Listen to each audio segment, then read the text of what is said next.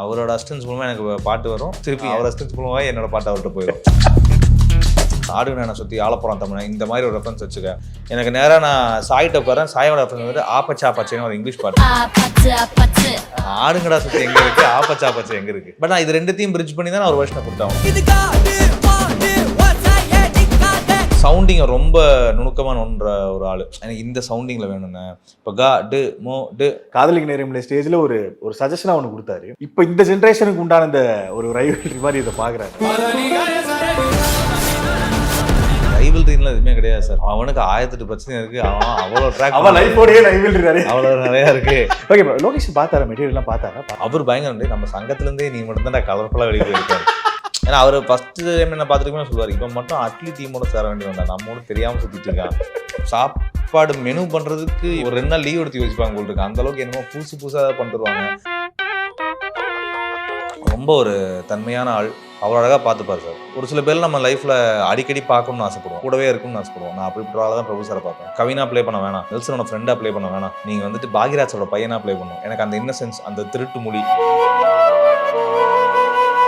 கிரியாஸின் அதிரடி ஆடி சேல் 70% வரை தள்ளுபடி. கிரியாஸ், இது நம்ம family. Every season begins with KBG Trips. Travel without stress. Think holidays. Think KBG Trips. ஆச்சி மசாலா. எந்த சமையலும் ருசி தேடும் ரகசியம். 20 ரூபாய். இந்த 2 மியூசிக் டைரக்டர்ஸ் கூட நீங்கள் ஒர்க் பண்ணனால இந்த ஒரு கேள்வி கேட்குறேன். அனிருத் அவர்கள் கூடயும் அந்த லிரிக்ஸில் ஒர்க் பண்ணியிருக்கீங்க, சாயபங்கர் கூட இப்போ ஆரம்பிச்சிருக்கீங்க, ஒர்க் பண்ண ஸ்டார்ட் பண்ணியிருக்கீங்க. பட் இந்த 2 பேருக்கும் உண்டான அந்த ஒரு அவங்களுக்குள்ள நல்ல பாண்டிங் இருக்குது. ஆப்வியஸாக எல்லா சினிமா காலகட்டங்களிலும் இருக்கிற ஒரு ஃபார்மேட் தான். இப்போ ஹாரிஸ் ஜெயராஜ் அவர்கள் வந்தப்போ ஏஆர் ரஹ்மான் கூட கம்பேர் பண்ணாங்க, ஏஆர் ரஹ்மான் அவர்கள் வந்தப்போ இளையராஜா அவர்களோட கம்பேர் பண்ணாங்க. அதே மாதிரி அனிருத் இப்போ இருக்காருன்னா சாயபங்கர், இவங்க 2 பேருக்குள்ள இப்போ மெசேஜ் போட்டு ஆரம்பிச்சிட்டாங்க. இவர் ஒன்று ரிலீஸ் பண்ணாருன்னா இங்கே பார்த்தியா சாய் ஒன்று போட்டார் அப்படிங்கிற மாதிரி. நீங்கள் 2 பேர் கூட ஒர்க் பண்ணியிருக்கீங்க. பட் இந்த 2 பேரோட ஒர்க்கிங் ஸ்டைல் எப்படி, அந்த லிரிக்ஸ் அந்த கரெக்ஷன் சொல்லி வாங்குறது, அப்ரூவல் கொடுக்குறது, அந்த மாதிரி இது எப்படி இருக்கும்? இல்லை சார், அனிருத் ஃபர்ஸ்ட்னா அனினங்கிட்ட நான் நிறைய பாட்டு ஒர்க் பண்ணிட்டேன். அதனால எனக்கு அந்த வேவ் லெங்த் தெரியும், கம்ஃபர்ட் என்ன வேணும் அப்படிங்கிறது ஈஸியாகவே தெரிஞ்சு. நான் நிறைய நேரம் அனிகிட்ட பேச வேண்டிய அவசியமே இருக்காது. அவரோட அசிஸ்டன்ஸ் மூலமாக எனக்கு பாட்டு வரும், திருப்பி அவர் அசிஸ்டன்ஸ் மூலமாக என்னோட பாட்டு அவர்கிட்ட போயிடும். அது எழுதிடுவார், பார்த்துருவார், சின்ன சின்ன கரெக்ஷன்ஸ் தான் இருக்கும். அது மோஸ்ட் ப்ராப்ளி ரொம்ப மைன்யூட்டாக போயிடும். ஸோ அதனால் எனக்கு ஒர்க்கிங் ஸ்டைல் ரொம்ப ஃப்ரெண்ட்லியாக இருக்கும் அனிகிட்ட. சாய் டைப் தான் நான் ஆரம்பிச்சுக்கோம். இப்போ பென்ஸில் ஒரு பாட்டு பண்ணியிருந்தோம், அதுக்கப்புறம் அது இன்னும் போயிட்டுருக்கு. நடுவில் வேறு 2 சாங்ஸ் சும்மா ரேண்டமாக பண்ணோம். கருப்புக்கு உட்காந்தோம். அவர் மோர் சவுண்டிங்கை ரொம்ப நுணுக்கமாக நோன்ற ஒரு ஆள் சாய். எனக்கு இந்த சவுண்டிங்கில் வேணும்னு இப்போ கா டு மோ டு அந்த பிரித்து வர இடத்துல எனக்கு இந்த மாதிரி வேணும்னு ரொம்ப அழகாக கேட்குற ஒரு ஆள். அதெல்லாம் கேட்பார். ஏன்னா அதான் அந்த வித்தியாசம் மாதிரி. எனக்கு ஆர்ஜே பாலாஜின்னு என்னை கூப்பிட்டு எனக்கு ஆடுங்கடா என்ன சுற்றி மாதிரி ஒரு பாட்டு வேணும்டா, இதுதான் என் ரெஃபரன்ஸு, இந்த தான் ஐடியா. ஆடுங்க அதான் ஃபஸ்ட்டு ஆடுங்க என்ன சுற்றி ஆலப்புறம் தமிழ் இந்த மாதிரி ஒரு ரெஃபரன்ஸ் வச்சுக்க, இதுதான் பாட்டுக்கு நீ ரிதமாக பிடிக்கிற வேர்ட்ஸாக இருக்கும்னு. சரி ஓகேன்னு எனக்கு நேராக நான் சாய்கிட்ட உட்காரேன், சாயோட ரெஃபரன்ஸ் வந்து ஆப்பச்சா பச்சைன்னு ஒரு இங்கிலீஷ் பாட்டு இருக்கு. ஆடுங்கடா சுற்றி எங்கே இருக்குது, ஆப்பச்சா பச்சை எங்கே இருக்குது.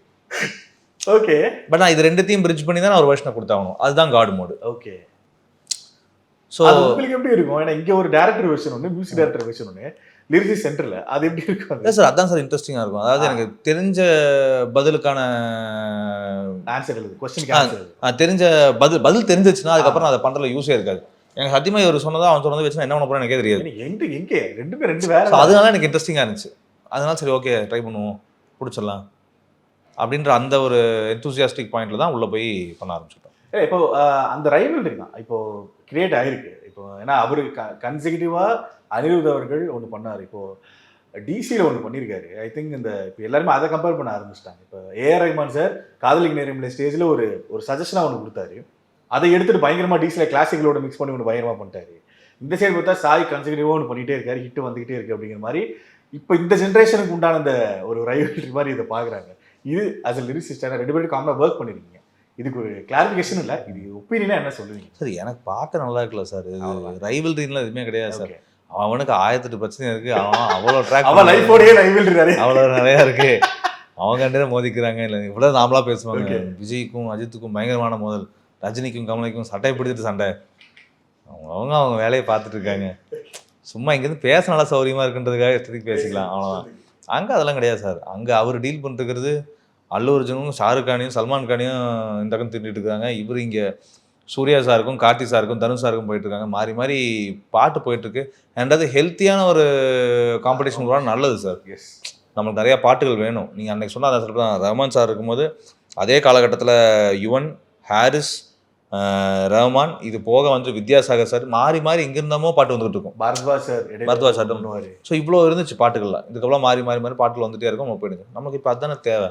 Okay okay. இப்போ இந்த ஜென்ரேஷன் இது சொல்கிறீங்க, நான் அதுலேருந்தே கேட்குறேன். இப்போது நம்ம 90s பாட்டு கேட்குறது சிடி கேசட்டு அதெல்லாம் வாங்கி ஒன்று பண்ணி வெயிட் பண்ணி வாங்கி பார்த்த காலம் ஒன்று. பட் இப்போது டேரெக்டாக யூடியூப், ஸ்பாட்டிஃபை, ஆப்பிள் மியூசிக் அப்பெல்லாம் வந்து ஒன்று ரைவல் ஆகிருக்கு.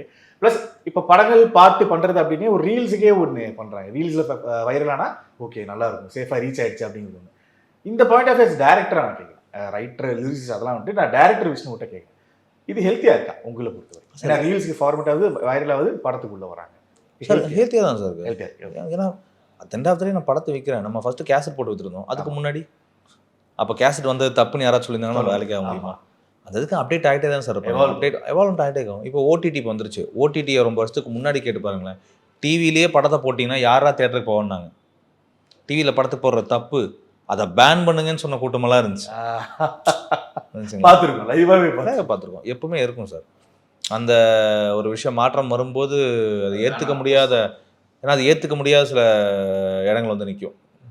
ஆனால் மாற்றம் ஒன்று தான் மாறாது. கண்டிப்பாக மாற்றம் வேணும் அப்படின்னு. நான் ரீல்ஸுக்கு போகிறதெல்லாம் பிரச்சனைலாம் பார்க்கலாம் கிடையாது சார். ஓகே, ஹெல்த்தியாக பேப்பரில் கொடுத்த ஆடை இப்போ வந்துட்டு நம்ம ஸ்டோரியில் போட்டுக்கிட்டு இருக்கோம். சரிங்களா? அவ்வளோதான். இது மாற்றம் தானே. As simple as that. அது மாதிரி. ஓகே, லோகேஷ் பார்த்தாரா? மெட்டீரியல்லாம் பார்த்தாரா? ஆமாம், பார்த்தா. என்ன சொன்னார்? அவர் பயங்கரம். நம்ம சங்கத்துலேருந்தே நீ மட்டும் தான் கலர்ஃபுல்லாக வெளியே போயிருக்காரு. ஏன்னா அதான் கேட்க வந்தேன். ஏன்னா இப்போ அவரோட பேட்டர்ன் கம்ப்ளீட்டாக வேற. நீ தான் ஆமாண்ணே, நான் இந்த கலர் தானே முதல்ல இருந்து. ஏன்னா அவர் ஃபஸ்ட்டு டைம் என்ன பார்த்துருக்கமே சொல்லுவார், இப்போ மட்டும் அட்லி டீமோட சேர வேண்டிய வேண்டாம், நம்மோட தெரியாமல் சுற்றிட்டு இருக்கான். ஏன்னா அவங்க நிறைய அந்த ரத்தம், கொலை, கோர், அடிச்சு கொள்றதெல்லாம் பயங்கரமாக பார்ப்பாங்க. நான் இங்கேருந்து திரும்பினா நான் பெருசாக வைக்கிற சொத்து எங்கே இருக்கும்போது மற்றெல்லாம் எனக்கு எதுக்குன்னு சரத்குமார் போயிட்டு இருப்பார். இதை பார்த்து இந்த வெடிக்குள்ள ரோஸ் வைப்பாங்களா? நான் அதான் பார்த்துட்டு இருப்பேன். சரத்குமார் சூப்பராக இருக்கார்லான்னு. டேய் இங்கே என்ன சொல்லிக்கிட்டு இருக்குதா, நீ என்ன பண்ணிட்டு இருக்கேன்? நான் இது தானே பார்ப்பேன். ஏன் டேஸ்ட் எப்பவுமே அங்கே தான் இருக்கு. Okay and hi. ஃபைனலாக எப்போ ஆரம்பிச்சு இப்போ வந்து வரப்போகுது, எப்போ ஆரம்பிச்சுது ரைட்டிங்காக? நான் கேட்குறேன். ரைட்டிங்காக வந்து ஐடியாலாம் ரொம்ப வருஷத்துக்கு முன்னாடி எடுத்து வச்சுருந்தேன் சார். சும்மா ஏன்னா எப்படி இருந்தாலும் யாராச்சும் ஏதாச்சும் கேட்பாங்க, அப்போ ஏதாச்சும் சொல்கிறதுக்கு இருக்கணும். ஆமாம், அதனால வச்சுருந்தோம்.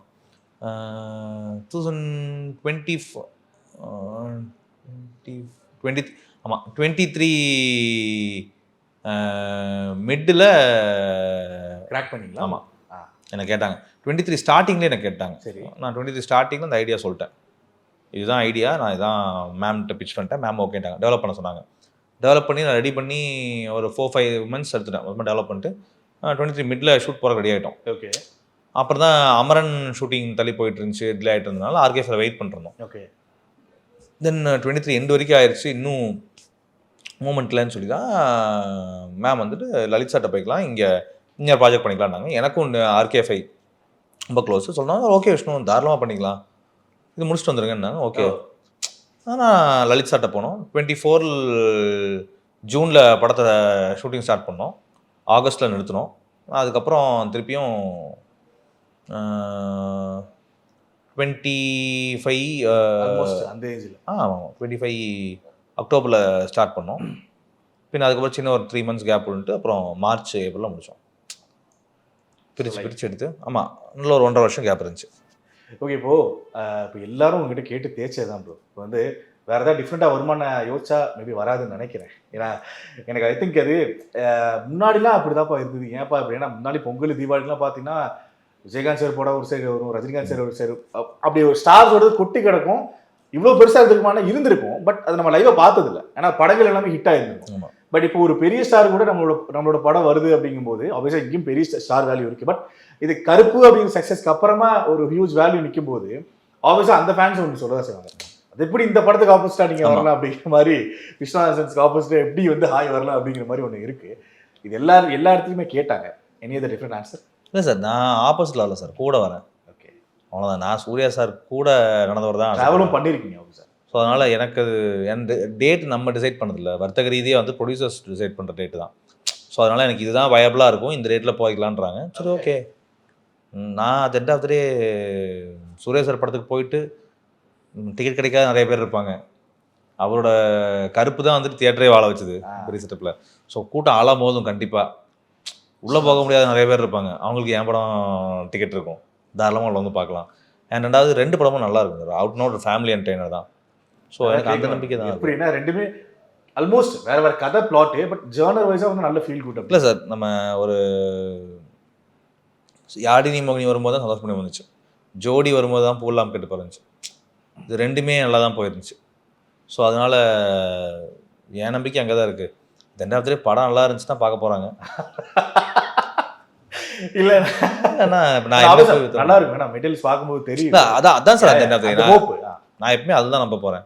தியேட்டருக்குள்ளே கூட்டு வரதுக்கு நான் கூவி எதையாச்சும் ஒன்று பண்ணி குட்டிக்காரனை அடிச்சு கைத்து மேலே நடந்து கம்பி மேலே நெருப்பு கம்பியில் நடக்கிறதெல்லாம் பண்ணி ஆகணும். உள்ளே வந்ததுக்கப்புறம் என் ஃபுட்டேஜ் என்னை காப்பாற்றணும் நம்பிக்கை தான் ட்ரை பண்ணுவோம். ஸோ அதனால் ப்ரொடியூசர்ஸ் லாக் பண்ண டேட்டு அவ்வளோ ஓகே நைஸ். ஓகே, இப்போ ஜென் மார்ட்டின் கவின் அவர்களோட எல்லா படங்கள்லையுமே ஒன்று ஒர்க் பண்ணுறாரு. ஆல்பமாவும் சரி, எஸ்பெஷலி இந்த பிஜிஎம்மாவும் சரி, டாடாவில் அவர் பண்ணது, கிஸ்ல அவர் பண்ணது, பேக்ரவுண்ட் மியூசிக்காக சூப்பராக பண்ணியிருந்தார். ஆனால் இதுலேயும் ரெண்டு சாங்லேயும் எங்களுக்கு தெரியுது, அது கண்ணுக்குடியாக இருக்கட்டும், இப்போ இந்த ரசகுல்லாவாக இருக்கட்டும், ரொம்ப ஜென்யூனாக கொடுத்துருக்காரு. ரொம்ப இந்த ஆத்மார்த்தமாக கொடுக்குறது, ஆத்திராத்திரமாக கொடுக்குறது அப்படின்னு சொல்லுவாங்கல்ல, ரொம்ப ஆத்மார்த்தமாக கொடுத்துருக்காரு. ஒய் ஜென் மார்ட்டின் கவின் இருக்கிறதுனால Jen Martin sir? Vishnu Jen Martin வந்து என் ஸ்கூல் ஃப்ரெண்டு சார். ஓகே, நானும் அவனும் ஒட்டுக்கா 8ஆம் கிளாஸ்லேருந்து 5ஆம் கிளாஸ்லேருந்து ஒட்டுக்கா படிச்சுட்டு இருக்கோம். சரி. ஸோ எனக்கு ஜென் மூலமாக தான் கவின்கிட்ட பரிச்சயமானார். கவின் சார் எனக்கு பரிச்சயமானது ஜென்னோட டாடா மூலமாக. டாடாக்கு பாட்டு வாங்கிட்டு போகும்போதும் அதில் நான் பண்ணி வச்ச என் படத்துக்கு பண்ண பாட்டு தான் போகாதே தாயாக கிரட்டு திட்டம்லாம். நான் முதல் படம் பண்ணும்போது என் முதல் படத்துக்கு நான் ஒரு 4 சிச்சுவேஷன் வச்சு அதுக்கு பண்ணி இந்த பாட்டு. ஸோ அப்போ அது வந்துட்டு பார்த்துட்டு அவங்க கவினாக்கு பிடிச்சி இந்த பாட்டு எடுத்துக்கலாமான்னு கேட்டிருந்தாங்க. சரி, ஓடாத வண்டிக்கு எதுக்கு டயரு, அதை எடுத்து கொடுத்துட்டோம். அங்கேருந்து போயிடுச்சு. ஏன்னா இப்போ அதான் தாயாக நான் ஒரு அப்பா பொண்ணு ஸ்டோரி தான் நிறைய பண்ணி வச்சுருந்தேன். அதுக்கு தாயாகன்னு ஒரு அப்பா பொண்ணுக்காக ஒரு ஸ்டோரி இருந்தேன். அவங்க அப்பா ஒரு அப்பாவுக்கும் பொண்ணுக்கான லவ் சாங் தான் போகாதே. அது அது வந்துட்டு பிரேக்கப் சாங்லாம் கிடையாது. அப்பா செத்து போயிடுவாங்க, அப்பா இல்லாமல் ஒரு பொண்ணு கஷ்டப்படுதுன்றது தான். அதுக்கும் சிங்க் ஆகும். அதுதான் சார் சிங்க். நான் அதுதான் எழுதினேன். ஓகே, இந்த மனித பிறவி பெண் அன்பில் நினைக்கணும்னு அப்பா வந்துட்டு தான் பிள்ளைய பார்த்து சொல்கிறதான் எனக்கு எல்லாமே நீ தாண்டின்றது தான் ஐடியாவாக இருந்துச்சு. ஸோ அப்பா பொண்ணுக்காக தான் அந்த பாட்டு எழுதிருந்தேன். எனக்கு இங்கே அது லவ் சாங்காக அங்கே உட்காந்துச்சு, போகாதே எடுத்துக்கலாம். ஸோ அது மாதிரி அப்படி தான் எனக்கு ஜென் மார்ட்டினையும் கவின் சாரையும் தெரியும். ஸோ அதுலேருந்து கவின் சார் நல்லா பழக்கமானார். நான் ஹாய் பண்ணுன்னு சொல்லும்போது நான் ப்ரொடக்ஷனில் கேட்டதும் தான் எனக்கு ஜென் மார்ட்டின் கொடுத்துருங்க. ப்ரொடக்ஷன்லேயே கேட்டு யாராக தான் தான் சார். நான் ஏன்னா மற்றவங்களாம் பெரிய நேம் தான் சார், மற்றவங்க எல்லாருமே பெரிய ஆள் தான். ஆனால் அவங்க யாரும் என்னோட 5ஆம் கிளாஸ்லேருந்து படிச்சுட்டு நான் இருக்கும்போது என் கூட வந்தது கிடையாது சார். என் ஜென் மார்ட்டின் தான் என்னைக்கா இருந்தாலும். நான் சென்னை வந்தப்போ எனக்கு ஃபஸ்ட்டு ஆதரவு கொடுத்தும் வீடு கொடுத்தும் அவன் தான். படம் நிறையா ஸ்டேஜஸில் ரஃப் பேச்சஸ் போகும்போதும் கை கொடுத்தும் அவன் தான். Gen Martin sir. ஸோ அதனால் நான் ஜென் தான் வேணும்னு கேட்டு தான் வாங்கினேன். அவரும் அவ்வளோ அதிகமாக பேச மாட்டார் விஷயத்திலே. கம்மியாக தான் சார் பேசுவார். எனக்கு ப்ராமிசிங்காக இருந்தது அதனால சார். இப்போ என் படத்துக்கு நான் என்னை விட முக்கியமாக பார்க்குறது ஜென் மார்ட்டின் தான் சார். அவன் சூப்பராக பண்ணிட்டு இருக்காரு. அது இது ரெக்வஸ்ட்டாக இல்லை, ரொம்ப ஆசையாகவே இருக்குது. ஏன்னா நிறைய கமர்ஷியல் ஃபிலிம்ஸில் அவர் ஒர்க் பண்ணும். ஏன்னா ஒரு ஃபீல் குட் ஜானர்லேயே ஒரு கம்ஃபர்ட்டாக வராருன்னு சொல்ல அவர் சூப்பராக பண்ணுறாரு. இங்கே ஒன்று கொடுத்தா மாதம் பயங்கரமாக பண்ணுவாருன்னு எனக்கு தோணுது சார். இந்த படத்தோட மூலிமா அது இன்னும் நிறையா வெளிப்படுத்தும். பெரிய ஓகே, ஏன்னா எனக்கு சாண்ட்ரோடன்றது மேலே ஒரு இது இருந்தது. ஒரு ஃபீல் குட்டாகவே ஒன்று பண்ணிட்டு இருந்தாரு. டக்குன்னு கைண்ட் ஆஃப் ஒரு மாஸ் ஆல்பமாக ஒன்று பவர் பாண்டி பண்ணார். ஆமாம், சூறக்காத்து மாதிரி ஒன்று கொடுத்தாரு, வீசும் காத்தோட தான் ஒன்று கொடுத்தாரு. ஸோ அவர் ஜேர்னர் ஒன்று மாறி. எனக்கு அந்த சைட் ஆஃப் ஜென் மார்ட்டினை பார்க்க கண்டிப்பாக இந்த படத்தில் இருக்கும் சார். எக்ஸ்பெக்ட் பண்ணுறது கண்டிப்பாக. ஃபைனலாக ஒரே ஒரு இது, இப்போ ஒரு லைன் சொன்னேன், அதை டெவலப் சொன்னாங்க அப்படின்னு நீங்கள் சொன்னீங்க இல்லையா, ஹாய் பொறுத்த வரைக்கும். இது ஒரு ரைட்டர் ஒன்று எழுதிட்டீங்க, டேரக்டராக போய் நரேட் பண்ணும்பொழுது அது ஃபுல்லாக நரேட் பண்ணுவீங்களா, இல்லை அது நரேஷன் ப்ராசஸாக அது எப்படி இருக்கும்? இல்லை சார், நான் நரேட் பண்ணுறது ஒரு ஸ்டைல் சார். நான் வந்து இப்போ நல்லா I come from the school of Lokesh Kanagaraj. நான் எங்களோட தாக்கம் நிறையா இருக்கும். எங்கால் பயங்கரமாக நரேட்டர், சூப்பராக நரேட் பண்ணுவாங்க லோகேஷ் தான். ஸோ நான் அதன் வழியில் வந்த ஒரு ஆள் தான். ஸோ அதை பார்த்து நான் அதுலேருந்து வியந்து தான் நான் பண்ணுவேன். நான் நரேட் பண்ணும்போது நான் ஃபுல்லாக நடித்து காட்டிடுவேன் மொத்தமாக. நான் 10-50 சொல்லிட்டு போக மாட்டேன். ஐ வில் கிவ் அன் ஃபுல்லான experience what you gonna have on theatre. Okay, இல்லை அதான் ஒரு லைன் இருக்குமா, இல்லை சீன் பை சீன் தான். நான் கதையாக சொல்லிடுறேன். ஒரு 2 மணி நேரம் 1.5 மணி நேரத்துக்கு நான் குறைஞ்சி நரேஷன் பண்ண மாட்டேன். நான் 1 மணி நேரமாக சொல்லிடுறேன், உங்களுக்கு ஐடியா சொல்லிடுறேன். அந்த 1 மணி நேரத்துக்கு நல்லபடியாக சொல்லணுன்ற கட்டாயத்துக்கு தான் போய் நிற்கணும். நான் முடிஞ்ச அளவுக்கு அது எப்படி நான் படம் பண்ணுவேன்றதை நான் அங்கே காட்டிடுவேன். அது காட்டிடுவேன் சார். அதுதான் கொண்டு போகிறேன். இல்லை, எனக்கு அது ரொம்ப நாளுக்கு அப்புறம் ஒரு பாட்டு செட்டு போட்டு நான் பார்த்தேன். ஆமாம். ஏன்னா இப்போ எல்லாமே இந்த லைவ் லொகேஷன்ஸில் பண்ணுறது, இல்லை மாண்டேஜ் ஷார்ட்ஸாக போகிறது, சாங்கே இல்லாமல் படங்கள் பிஜிஎம்ல பண்ணுறது, ரொம்ப நாளுக்கு அப்புறம் இந்த செட் போட்டு பண்ணுறது, அது அந்த லிரிக் நல்லா இருந்தது. அது நன்றி அரோகரா, thanks to for my Nayanthara. அப்படி. ஏன்னா நான் இந்த படம் உருவானதுக்கு காரணமே நயன்தாரா தான். ஸோ அதனால நான் ஆத்மார்த்தமாக இது லிரிக் நன்றி அரோகரா, for my Nayanthara. Okay, and ஆர்டிஸ்ட்க்கு வருவோம். பிரபு சார், பாக்யராஜ் சார், அது ஒன்று இருக்குது. நான் அது கவின் பிரதர், சதீஷ் பிரதருக்கு வந்து நான் கிஸ் டைமில் நான் ஒன்று கேட்டேன் அவங்ககிட்ட. எனக்கு என்னென்னா, நான் சாப்பாடு பிடிக்கும், எனக்கு வந்து சாப்பாடு ரொம்ப பிடிக்கும். அதனால் இது கேட்டு பார்ப்போம். ஏன்னா பிரபு சாரோட அந்த வீட்டு சாப்பாடு பற்றி நான் சுற்றி கேள்விப்பட்டிருக்கேன், நிறைய பேர் சொல்லி கேள்விப்பட்டிருக்கேன். அது கூட சேர்ந்து ஒர்க் பண்ண ஆர்டிஸ்ட் வந்து அது எப்படி எக்ஸ்பீரியன்ஸ் பண்ணியிருப்பாங்க. ஏன்னா எல்லாருக்கும் ஆஃபீஸில் ஃபுட் அப்படிங்கிறது ஒரு எமோஷனு. அது பிரபு சார் மாதிரி இந்த ரசித்து பரிமாறி சாப்பிட வச்சு அழகு பார்க்குறதுன்னு ஒன்று கிஸ் டைமில் நான் கேட்டேன். அவர் சதீஷ் பிரதர் சொன்னதெல்லாம் ஐ திங்க் பார்த்து சொல்லவே எனக்கு ஒரு மாதிரி இருந்தது. எனக்கு அதே கேள்வி நான் விஷ்ணு இடவேட அவர்கள்ட்டையும் கேட்குறேன். ஏன்னா கவின் பிரதர் அப்போ சொல்லும் போதும் நான் அந்த கிஸ்ஸு மட்டும் இல்லை பிரதர், ஹாயில் நான் ஒர்க் பண்ணும்போதுன்னு சொல்லிட்டு அந்த எக்ஸ்பீரியன்ஸ் சொன்னார்.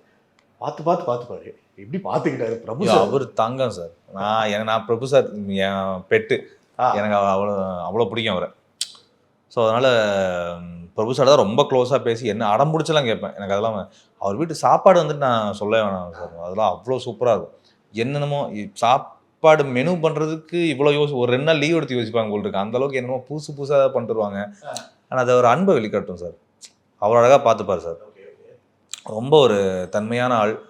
ஒரு சில பேர் நம்ம லைஃப்பில் அடிக்கடி பார்க்கணுன்னு ஆசைப்படுவோம், கூடவே இருக்குன்னு ஆசைப்படுவோம். நான் அப்படிப்பட்ட ஆளை தான் பிரபு சாரை பார்ப்பேன். ஏன்னா அவர் செட்டுக்கு வந்தாருன்னா அவ்வளோ ஒரு வைப் இருக்கும், பாசிட்டிவிட்டி. நான் அதுதான் சார் எல்லா அசிஸ்டன்ஸ்கிட்டையும் சொல்லுவேன், மற்ற நிறைய ஆர்டிஸ்ட்டு சொல்லுவாங்க.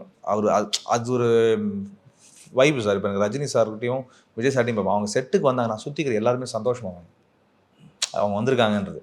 அவங்கள அறியாமையே அது கொண்டு இல்லை சார். அவர் அந்த ஸ்ப்ரெட் பண்ணுவோம் சார்.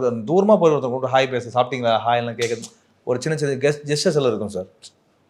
அதெல்லாம் வந்துட்டு பிரபு சார் அதெல்லாம் பண்ணி காட்டும் போது ரொம்ப சந்தோஷமாக இருக்கும் அவர் செட்டு கூப்பிட்றது.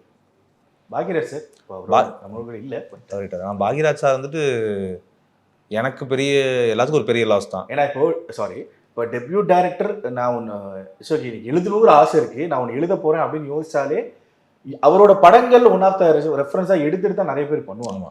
அதனால நான் கேட்குறேன், ஏன்னா அவங்களுக்கும் இருந்திருக்கும் மேபி. ஸோ அதனால் பாக்யராஜ் இல்லை சார். அதான் சார், நான் இப்போ லோகேஷ் நாங்கள் ஜாயின் பண்ணும்போது கூட கேட்டேன் உனக்கு பிடிச்ச டேரக்டர்ஸ் யாருன்னா எனக்கு கமல் சார் டேரக்டரா, Bhagyaraj sir, Fazil, Priyadarshan, Christopher Nolan, Sundar C, கே சிக்மா, இதெல்லாம் லிஸ்ட், வெங்கட் பிரபு. ஓகே, அவர் சொல்ல கேட்டு முடிச்சு கூட எனக்கு பாக்யராஜ் சார் வந்துட்டு எப்பவுமே அந்த டாப் ஆஃப் த செட்டப்பில் இருப்பார். அவ்வளோ பிடிக்கும். ஏன்னா இப்போ நான் இதை பண்ணும்போது டார்லிங் எடுத்து தான் சீனை பார்த்துட்டு இருப்பேன். எனக்கு அதில் இருக்கிற கேரக்டர் ரொம்ப பிடிக்கும். அது இந்த சென்ஸை காட்டினா கவின் சார் எக்ஸ்பிளைன் பண்ணுவேன். இதில் ஒன்று எனக்கு ரொம்ப பிடிச்ச ஒரு ஆள், ரொம்ப நெருக்கமாக இருந்தாலும் நான் இவர் வச்சு தான் ஃபஸ்ட் படம் பண்ணுவேன்லாம் யோசிச்சு பார்க்கல. ஆனால் நான் தைரியமாக ஆம்பிஷியஸாக மூவ் சொன்னேன், இந்த கேரக்டர் நான் பாக்யராஜ் சார் வச்சு தான் எழுத போகிறேன், பாக்யராஜ் சார் தான் வேணும் தான். ஸோ இந்த ஹீரோவுக்கு நான் இப்போ கவின் ஆக்டர் சொல்லும் போது நீங்கள் பாக்யராஜ் ஒரு பையனாக ப்ளே பண்ணுங்கள், நீங்கள் கவினாக ப்ளே பண்ண வேணாம், நெல்சனோட ஃப்ரெண்டாக ப்ளே பண்ண வேணாம், நீங்கள் வந்துட்டு பாக்யராஜோட பையனாக ப்ளே பண்ணணும். எனக்கு அந்த இன்னசென்ஸ், அந்த திருட்டு மொழி, இந்த ஒரு மாதிரி மார்க்கமான ஆளாக இருக்கிறான் பார்க்குற செட்டப், இதெல்லாம் தான் எனக்கு. அது வந்து நீங்கள் இப்போ சொல்கிறது எனக்கு கனெக்ட் ஆகுது. இப்போ நீங்கள் சொன்னீங்க இல்லையா, இப்போ இந்த ரிலீஸ் டேட் ப்ரோமோ ஒன்று ரிலீஸ் பண்ணீங்க, எனக்கு அதில் கிளியராக தெரிஞ்சு. ஆமாம். ஏன்னா அவங்க அருவா வச்சு நிற்கும் போது இவர் ஒரு ரியாக்ஷன் கொடுப்பாரு. அது நாங்கள் இதுக்கு முன்னாடி பார்த்த கவின் கிடையாது. ஆமாம். இதுக்கு முன்னாடி நாங்கள் அந்த மாஸ்க்லையோ கிஸ்லையோ பார்த்த கவின் இல்லை, கொஞ்சம் டிஃப்ரெண்டாக இருக்குது. ஆமாம். அதனால எனக்கு பாக்யராஜோட பையனாக தான் வேணுன்றது நான் அதுதான் டெஃபினிஷனாக வச்சுருந்தேன். எனக்கு செட்லேயும் அவர் ரொம்ப கம்ஃபர்டபுளான ஆர்டிஸ்ட் சார். அவரும் சரி, பிரபு சாருக்கும் சரி, ரொம்ப சூப்பரான ரோல். நான் எழுதி சந்தோஷமாக எழுதினேன். அந்த எக்ஸ்பீரியன்ஸ் உங்களுக்கு யூஸ் ஆகிருந்தது? எனக்கு ரொம்ப யூஸ். அவர் நான் ஸ்கிரிப்ட் சொல்ல போகும்போது நிறையா ஹெல்ப் பண்ணார். ஸ்க்ரீன் பிளேல செட்டில் சில டைம்ஸ் போகும்போது எனக்கு ஏதாச்சும் பிளாக்கேஜ் ஆச்சு, சிலதெல்லாம் இது சரியாக இருக்குமான்னு தெரில, திடீர்னு இங்கே சேஞ்ச் பண்ண வேண்டியதாக இருக்குது, இது கரெக்டாக ஆகாதுன்னா அவர்கிட்ட கேட்டு பண்ணேன். அது கேட்டதோடனே இப்போ இது மாதிரி இந்த எக்ஸ்பீரியன்ஸ் ஆர்டிஸ்ட் கூட அந்த டெபியூட் ஆர்டிஸ்ட் ஒர்க் பண்ணும்போது நிறைய பேர் நான் சொல்லி கேட்டிருக்கேன். இப்போ வந்து நான் இது எப்படி பண்ணலாம், ஏது பண்ணலான்னு சொல்லிட்டு ஒரு மாதிரி பிரேக் ஆகிட்டு நான் உட்காந்துருப்பேன். ஆனால் என்னை பார்த்தே அவங்க ரியலைஸ் பண்ணுவாங்க, பக்கத்தில் வந்து இப்போ சொல்லுவாங்க, ஒன்றும் பார்த்துக்கலாம், அந்த மாதிரி எதாவது ஆகிருக்கு. அதெல்லாம் இருக்குது சார். எனக்கு பாக்யராஜ் சார் வந்துட்டு சில இடத்துல சுற்றிக்கிற ஆர்டிஸ்ட் எல்லாம் ப்ரெஷர் பண்ணுறாங்க, அப்படி மாற்றணும், இப்படின்னு ரொம்ப ப்ரெஷரைஸாக இருக்கும்போது அவர் வந்துடுவார். அவர் வந்து நின்றுவார். அவர் டேரக்டர் என்ன சொல்கிறாரு போயிடலாம், கேட்டுக்கலாம். எல்லாரும் சேர்ந்து அவரை ஹோல்ட் எடுத்துட்டு உங்களுக்காக கரெக்டாக இருக்குது போய்க்கலாம்.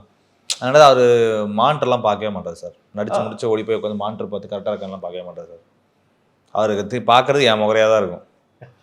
உனக்கு வந்துருச்சா டைரக்டர் சொல்லிட்டாருன்னா அதுக்கு ஓகே சார். நான் ஒர்க் பண்ண முக்கால்வாசி ஆர்டிஸ்ட் சொல்கிறேன் சார். அப்படிதான் அந்த சார் எல்லா பெரிய ஆர்டிஸ்ட்டுமே நம்ம இந்த சீசன்ட் ஆர்டிஸ்டும் சரி, இப்போ 9 மெம்பர் கொண்டு ஏன் அந்த வியந்து பார்க்குறோன்னா அவங்க சுற்றிக்கிறவங்க கொடுக்குற கான்ஃபிடன்ஸ் சார், அது இழந்ததே கிடையாது. நான் போய் எங்கள் டேரக்டாக நான் தப்பாக தான் பண்ண போகிறேன்னு உலகமே சொல்லும்போதும் 9 மேம் அதெல்லாம் எனக்கு நம்பிக்கை நீ கரெக்டாக பண்ணிடுவேன், பண்ணிக்கலாம் அந்த கான்ஃபிடன்ஸ். பாகியராஜ் எனக்கு அதுதான், அது அவ்வளோ பெரிய சப்போர்ட் இருக்கும் அவர்கிட்ட.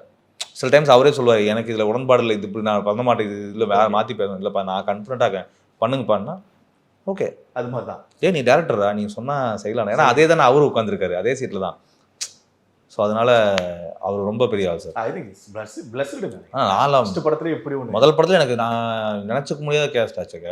Kavin, Nayan, Bhagyaraj sir, Prabhu sir, Radhika ma'am, Sathyan, Qureshi, Pepsi Vijayan, VTV Ganesh, நான் இஷ்டத்துக்கு போயிருக்கேன், ரெஞ்சி பணிக்கர், எனக்கு நிறைய கேஸ்டிங் இருந்துச்சு. ஓகே, எனக்கு இந்த இன்டர்வியூ முன்னாடி ஒரு எக்ஸ்பெக்டேஷன் இருந்தது ஹாய்க்கு. பட் இந்த பேசுனதுக்கப்புறம் வாங்கடா போய் பார்த்துடலாம் அப்படிங்கிற ஒரு ஒரு ஜோனில் நீங்கள் இருக்கீங்க எனக்கு பேசுறது. எனக்கு அந்த கான்ஃபிடென்ட் எனக்கு பிடிச்சிருக்கு. ஏன்னா ரீசெண்ட் டைமில் ஹெச்வினோத் பிரதர் இன்டர்வியூ கொடுக்குறது எனக்கு ஒரு டேரக்டர் ஓப்பனாக ஒத்துக்கிறாரு. எனக்கு அந்த ஜேர்னர் வராதுங்க, எனக்கு விஸ்வாசம் மாதிரி ஜேர்னர் வராது, எனக்கு வலிமை இந்த ப்ரெஷர் இருந்துச்சு, எனக்கு அது வராது, இது என்னோட ஸ்டைலில் ஒன்று அப்படிங்கிற மாதிரி எல்லாத்தையும் ஓப்பனாக பேசினாரு. பட் எனக்கு அது முடிச்சுட்டு டக்கு நீங்கள் வரும்போது நீங்களும் ஒன்று ஓப்பனாக அது பேசும்போது ஒரு எக்ஸ்பெக்டேஷன் ஒன்று ஆர்கானிக்காக கிரியேட் ஆகுது. ஸோ நான் வெயிட் பண்ணுறேன் பர்சனலாக ஹாய் பார்க்கறதுக்கு. ஏன்னா அது நான் பார்ப்பேன், லிரிசிஸ்ட் வரைக்கும் பார்த்தாச்சு, டேரக்டர் என்ன பண்ணியிருக்காரு, ரைட்டர் என்ன பண்ணியிருக்காரு விஷ்ணுவர்தன் அப்படிங்கிறது. So thank you so much brother for your time. ஏன்னா நல்ல நல்ல வார்த்தைகள் சொல்லியிருக்கீங்க, அது படத்தில் எப்படி பிரதிபலிச்சுன்னு பார்க்கறதுக்கு வெயிட்டிங்ல இருக்கும். Sir thank you. நன்றி. தேங்க்யூ. கிரியாஸின் அதிரடி ஆடி சேல் 70% வரை தள்ளுபடி. கிரியாஸ், இது நம்ம family. Every season begins with KBG Trips. Travel without stress. Think holidays. Think KBG Trips. RG Masala. எந்த சமையலும் ருசி தேடும்